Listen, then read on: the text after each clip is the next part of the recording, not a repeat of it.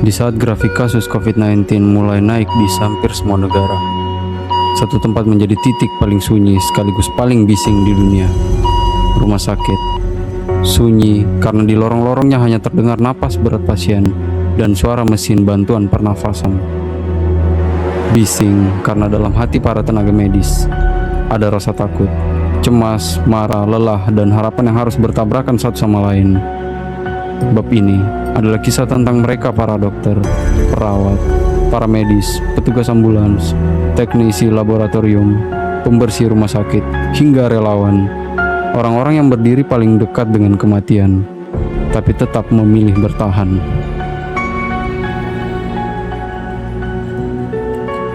Pada bulan-bulan pertama pandemi, banyak rumah sakit di dunia belum siap menghadapi gelombang pasien yang tiba-tiba membludak.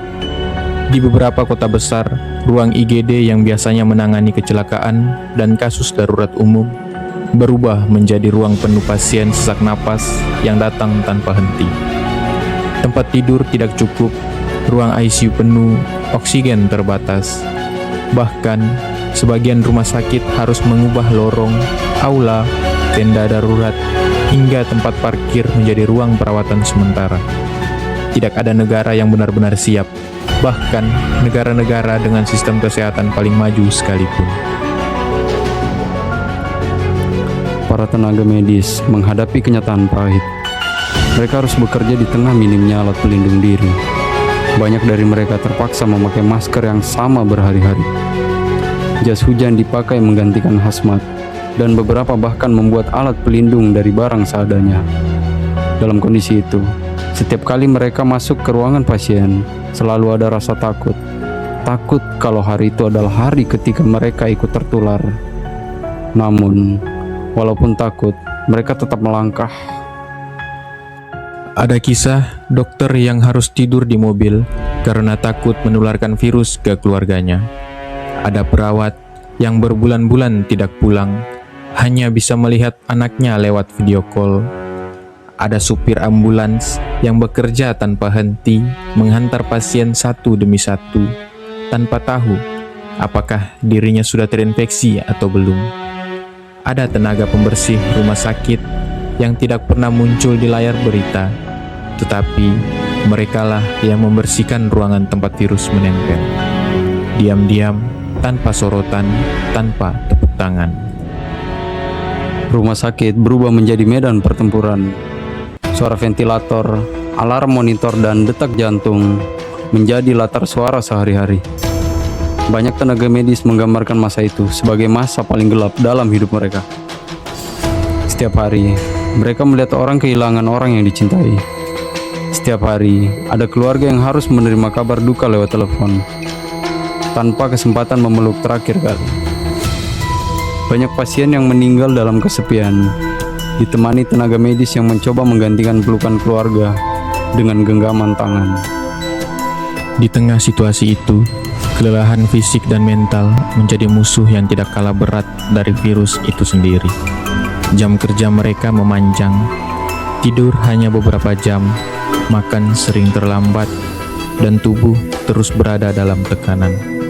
Tidak sedikit tenaga medis yang akhirnya jatuh sakit, dan tragisnya, sebagian dari mereka tidak pernah kembali. Namun, di balik semua kesedihan itu, ada juga momen-momen kecil yang menjadi sumber harapan. Ketika satu pasien akhirnya sembuh dan keluar dari rumah sakit, ada tepuk tangan kecil di lorong. Ketika seorang pasien yang lama berjuang di ICU akhirnya bisa bernafas tanpa alat, ada rasa lega yang tidak bisa digambarkan dengan kata-kata. Harapan tidak benar-benar hilang. Walaupun kecil, walaupun rapuh, ia tetap ada. Di beberapa negara, masyarakat memberikan penghormatan dengan cara mereka sendiri. Ada yang bertepuk tangan dari balkon setiap malam. Ada yang mengirim makanan ke rumah sakit. Ada anak-anak yang menggambar poster bertuliskan "Terima kasih tenaga medis" dan menempelkan di jendela rumah. Namun, di sisi lain, ada juga tenaga medis yang mengalami diskriminasi karena dianggap sebagai pembawa virus.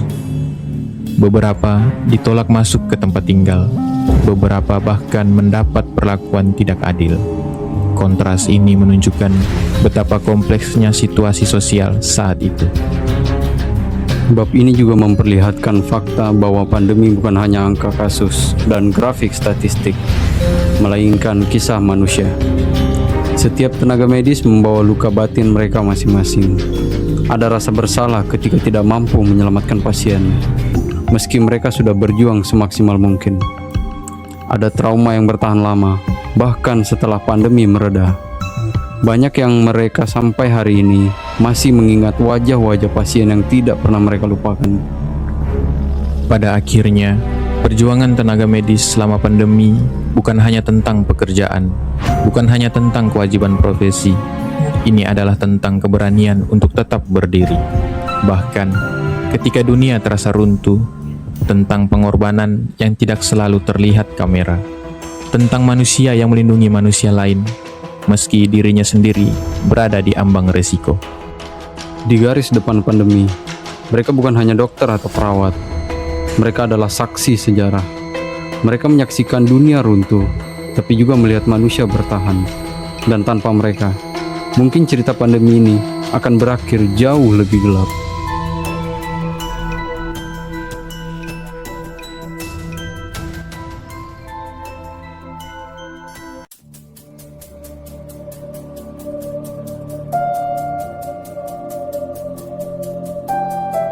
Ketika grafik kasus mulai melandai di banyak negara, ketika rumah sakit perlahan menjadi lebih tenang, ketika jalan yang dulu sunyi mulai kembali dipenuhi orang, dunia menyadari satu hal yang sederhana namun berat.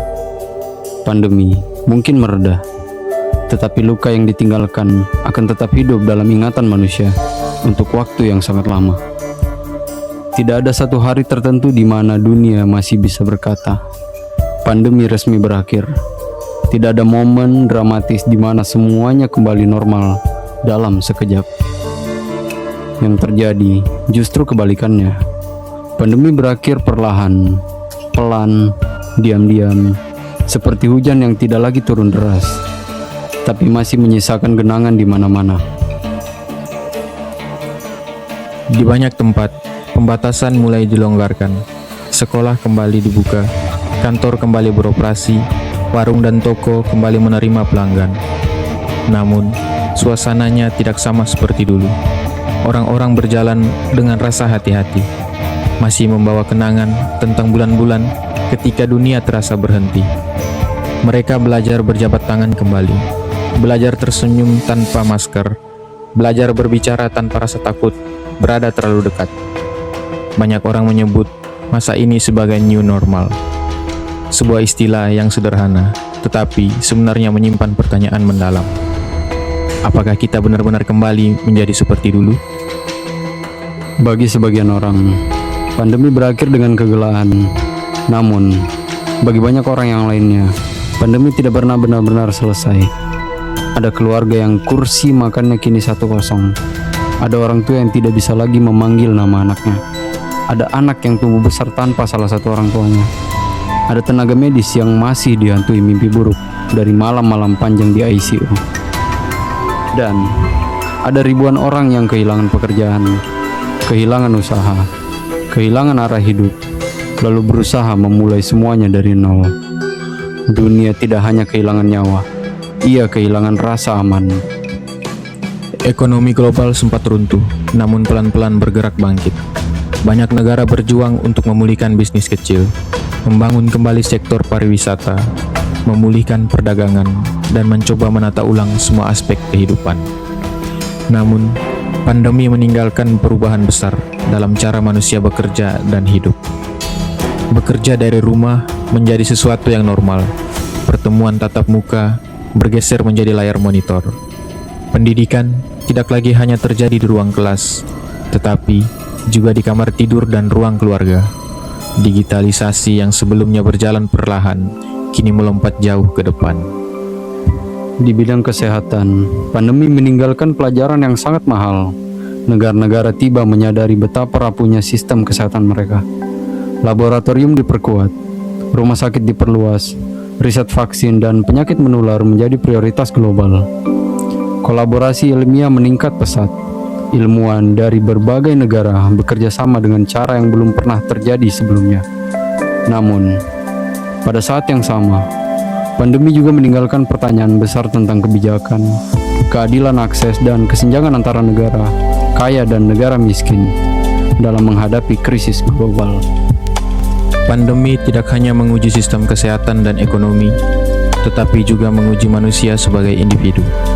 Banyak orang yang keluar dari pandemi sebagai pribadi yang berbeda.